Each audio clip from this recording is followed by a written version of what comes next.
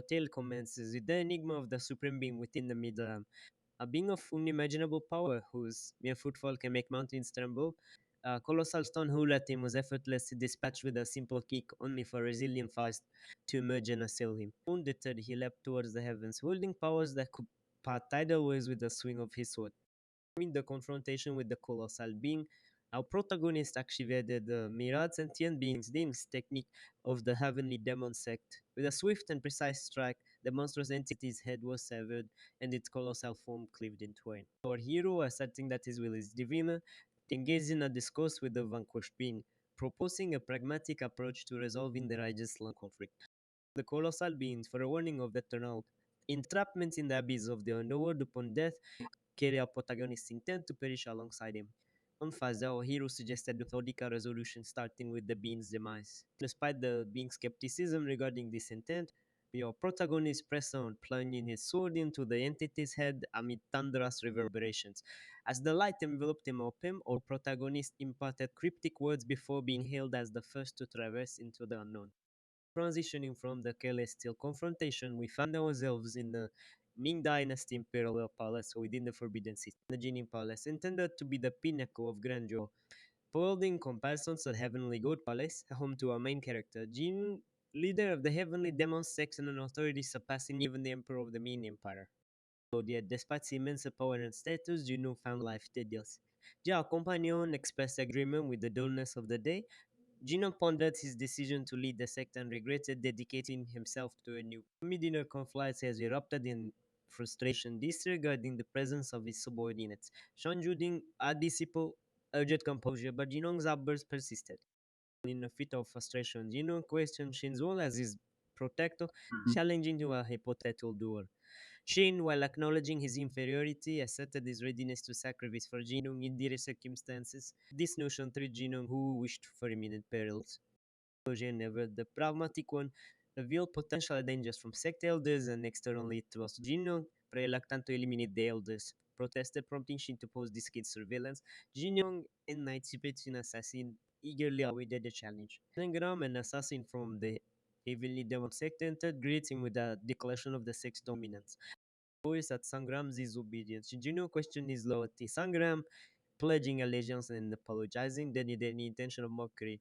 Jinong, intrigued by the reports of the Western region's advancements, inquired about firearms and technology. Sangram, perhaps sensing his leader's volatile mood, affirmed his commitment to the sect.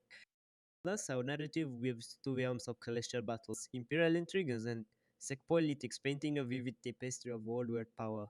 Oh no, and the pursuit of excitement converges in the life of Jinong, the leader of the heavenly demon sect in the midst of a realm surpassing the grandeur of the Ming dynasty. The protagonist finds himself immersed in contemplation. His thoughts, akin to swirling mist, wander through the vast central plains, questioning the existence of formidable martial artists. In the idea of practitioners in the Western regions wielding mystic powers, a sorceress kindles a spark of curiosity within him. Determined to unravel the mysteries, he turns to Sangram, seeking insights into the strength of these mystical beings. However, the exchange between them takes an unexpected turn. Sangram, bound by formalities, reluctantly shares tidbits of information. The protagonist, vexed by the elusive nature of Sangram's revelations, loses his temper, demanding a straightforward response. Amid the tension, Shin intervenes with a calm demeanor, urging Sangram to cast aside the formalities and convey their master's wishes more openly. Zange, momentarily silenced by Shin's insistence, breaks the silence with the unexpected outburst. This unexpected shift in tone draws the attention of everyone in the room. Unfazed as Shin presses Sangram for details, inquiring about his assassins subduing leaders of the magic faction. Sangram, burdened by the perception of their group as malevolent, justifies his restrained actions to avoid the necessary casualties. The protagonist questions the strength of the magic faction, prompting Sangram to acknowledge their exceptional abilities. Yet he notes that magic has evolved more as a skill than a direct combat technique, encompassing feats like controlling the weather and communicating over vast distances. Stated that the protagonist lays down, only to have Sangram reveal a mysterious item obtained from the Western Regional Mages faction leader. Sangram claims the ultimate goal is alchemy, sparking the protagonist's curiosity. Alchemy, Sangram explains, involves transforming raw materials into higher tier ones, such as turning stones into gold. As Sangram unveils a book containing alchemical methods, the protagonist questions the concept, likening it to street swindlers' tricks. Sangram counters asserting that successful cases is, and the ultimate goal is entry into a higher realm. So the protagonist, intrigued, inquires about this higher realm, drawing parallels to legendary martial arts realms. Sangram suggests consulting the Mage Envoy accompanying them for further clarification. The representative of the Mage Envoy Corps from the Western region named Mulder respectfully greets them. The protagonist queries Mulder about the feasibility of creating what's in the alchemical book, leading to an explanation that, while theoretically possible, is not practically feasible. Intrigued by this revelation, the protagonist expresses surprise and admiration for the rapid acquisition of their language by Mulder. The conversation takes an unexpected turn when the protagonist assumes technological superiority over Sangram's faction. Mulder, however, perceives the protagonist's inner magical power as formidable. The protagonist questions Mulder about the impossibility of alchemical production, leading to a clarification involving the Ming dynasty's terminology for gate and energy. The ensuing conversation touches upon the intricacies of magic, vitality, and the protagonist's unexpected knowledge of female practitioners, leaving both parties in a state of curiosity and confusion. On the listen intently as he explained the nature of these beings, entities that seduce men and harvest the energy through unique absorption technique. The revelation intrigued them with excitement. He declared his intention to visit the creatures as a meal with the females, and even indulge in a bath, much to the concern of Shin. Kojin, however, urged him to maintain composure, cautioning that many eyes were watching. Clearing his throat, Mulder explained that chatting with these beings had become a habit. He questioned Mulder about his lack of energy, to which Mulder admitted. The conversation then delved into the inheritance of a technique seemingly impossible to execute. Mulder revealed a slim possibility based on records from a century ago. The Trivers had attempted to open a gate, dispersing magical energy and partially unveiling it. To fully open the gate, the combined magical power of multiple mages was required. The challenge lay in the need for an extremely magical power, a holder due to the diverse nature of each person's magic. Founder suggested that with five master mages and the triplets, opening that it might be feasible. He emphasized the necessity of immense magical power, emphasizing the impossibility for a single person to possess. In response, the protagonist ordered Shin to clear the area within a 100-yard radius. Moments later, after ensuring everyone was gone, he revealed to Mulder the extent of his magical energy. Mulder was shocked by the dense power, realizing that the protagonist had sealed his magical power, leaving only a residual amount. Listen, the antagonist explained the discomfort of possessing excessive inner power and the potential danger it posed to ordinary people. Mulder, astonished, bowed respectfully, addressing him as sect leader. Confused, the protagonist questioned this sudden change, pointing out that the mages referred to him as the supreme being. Mulder expressed his desire to devote himself to the heavenly demon sect, inspired by someone who had reached the ultimate level. Despite the protagonist's reluctance, Mulder persisted, leading to his sudden disappearance a year later. In the backyard of the Heavenly God Palace, the protagonist examined a shining gem. You questioned Mulder if this was the gate, and Mulder confirmed, explaining that it was buried and invisible with a massive underground altar created by the mages of the Magic Association.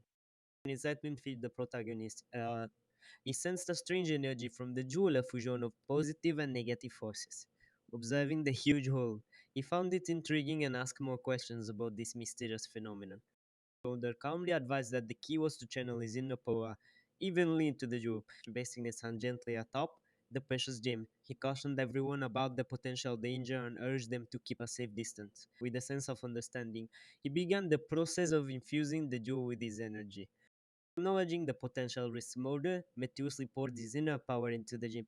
Initially caution. Surprisingly, the gem absorbed the energy without a hint of resistance. This left Mulder astonished, considering the immense power he was unleashing, enough to shatter even a 1,000-year-old perennial iron. Driven by a mix of pride and curiosity, Mulder increased the flow of his energy into the gem. As he released more power, a sense of amazement overcame him. The gem, defying expectations, showed no signs of damage. Encouraged, they continued the process, advising nearby mages to shield themselves with protective spells. As Mulder continued to infuse the gem with energy, cracks began to appear and a vibrant red light emanates from within. Eventually, the gem shattered, releasing a powerful force that, when combined with Jin's energy, caused a spectacular explosion. The shockwave issued for yards around. When the smoke cleared, the mages were stunned to witness the completion of the gate. They just proclaimed John as the sect leader, hailed for his incredible achievement. The heavenly demon sect now stood triumphant, with the mages chanting that they ruled the world. In the aftermath, Sangrama, a respected member, volunteered to enter the gate first. Despite John's concerns about potential dangers, Sangram expressed eagerness and a desire for adventure. Jain bid him farewell, emphasizing the importance of a safe return. Years passed, Sangram did not return. Despite internal debates on sending reinforcements, Jin Yuseong stood firm, believing that weaker individuals in martial arts would be futile. As time marched on, Jain pondered Sangram's fate, reminiscing about their shared experiences.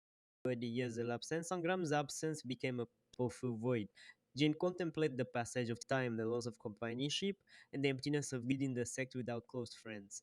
He questioned the rush of life, feeling abandoned by those who had gone ahead. Alone in the heavenly palace, Jen approached the gate, wondering if he too would eventually fade into obscurity. As he neared the gate, contemplating the lack of tombstones, he considered the possibility of legendary tale emerging, much like the tales of the five-colored celestial one. So eventually, they found themselves standing by the gate, observing the silence that enveloped the heavenly police. Lord Bino and Seoul Station, South Korea, individualizing in New World, marveled at the grandeur of train station, unaware of the murky air and the strange atmosphere that surrounded him. Unbeknownst to him, a new chapter of his journey was about to unfold. In stark contrast, though, when the during masses yet no face skeptical glances, memorials of a time when such godly status were a familiar norm before he ascended to the leadership of the heavenly demon sect flooded back. Yachting himself, he was addressed as Daibai by a man who seemed to mumble incomprehensible words with an irritated expression. Recognizing the need for mutual understanding to facilitate a conversation, he recalled Mulder's teachings about the language of magic. Contemplating whether to employ the magic of language acquisition imparted by Mulder, he decided to give it a try. Closing it on the man, he urged him to share his origins. However, the man remained silent, prompting him to express his frustration. Finally, the man responded, noting a difference in his voice, and inquired about his origin. He revealed that he was from Korea, leaving the man puzzled about the familiar name of the country. Perplexed, he executed the man about the unfolding situation, but the man nonchalantly instructed him to find a place to sleep.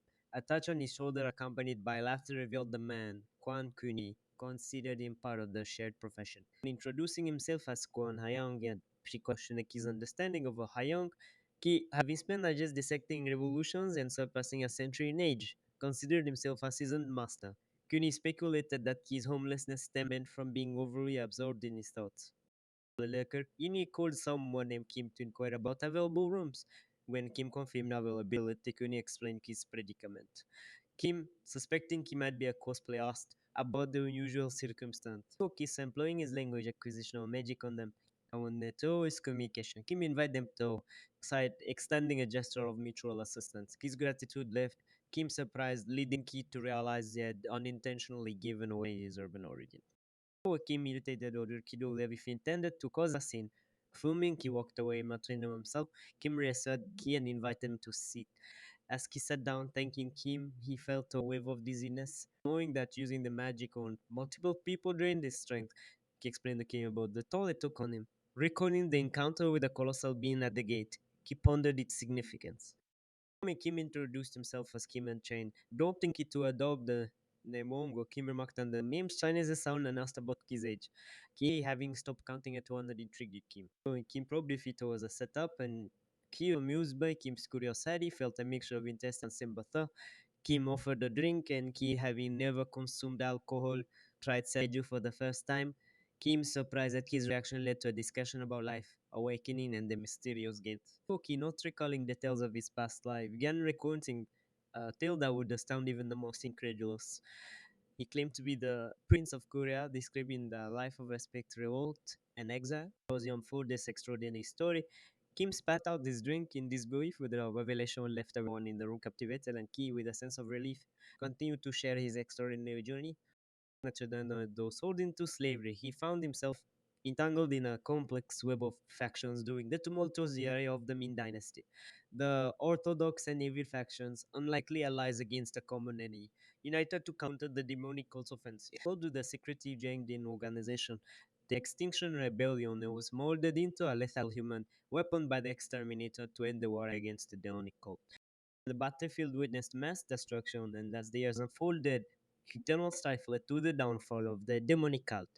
Fearing the power of the weapon they had created, the Orthodox faction sought to eliminate him. Unwilling to accept his predetermined fate, he and the 13 other exterminators fled the clan, embarking on a life of constant struggle and survival.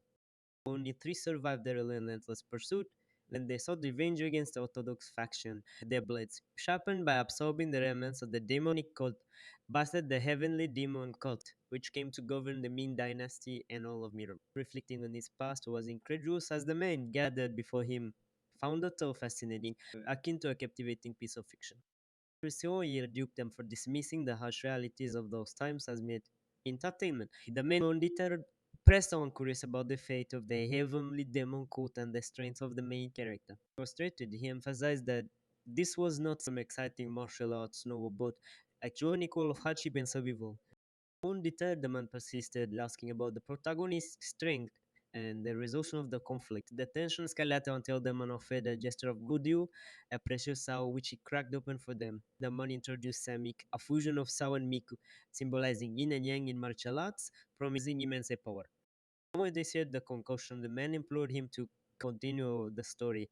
Rodant yet intrigued, he agreed, deciding to share more after indulging in bit of Samik. The man eagerly poured the alcohol, creating a spectacle that left him in awe. Suddenly, a blinding light enveloped them, transporting them to another place. Perplexed, he questioned the nature of this place, realizing it resembled a plane but lacked natural features. Panic ensued among others present, speculating if it was the gate. Amidst the shows, the man noticed someone floating in the air, Dones, the manager of the mission. Donek extended his congratulations on being selected by the gate, unraveling a new chapter in their unexpected journey. Meanwhile, at the Seoul branch, monitoring and reporting continued, with the team providing updates on various locations. The Seoul branch director, Hanju, received the information confirming the absence of anomalies in some areas. The monitor for Yungu raised concern, setting the stage for unfolding mysteries.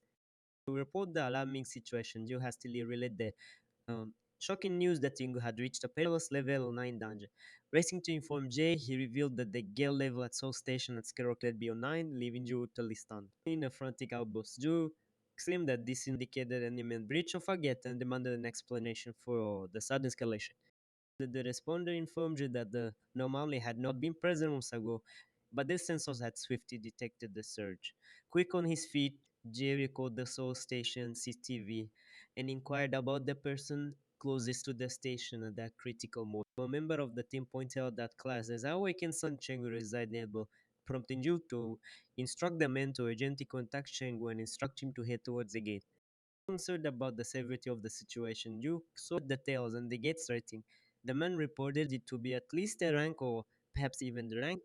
Jerry comprehended the gravity of the scenario, recognizing that an uncleared gate could release a destructive explosion. And the magnitude of the explosion depended on the gate's rating and progression, posing a severe threat to critical infrastructure, including major roads, airport railroads, and train lines. He was briefed on the potential casualties, including the homeless station staff and passerby. As time dwindled, the urgency intensified as they reported only 4 minutes until the explosion. So, the Western events unfolded when the man informed you that the gate had completed its formation, prompting you to express shock and worry, ultimately resorting to calling upon divine intervention. Inside the ominous gate, panic ensued among the people as they learned of their dire predicament. Then some mysterious figure addressed them, revealing a 7-day survival challenge.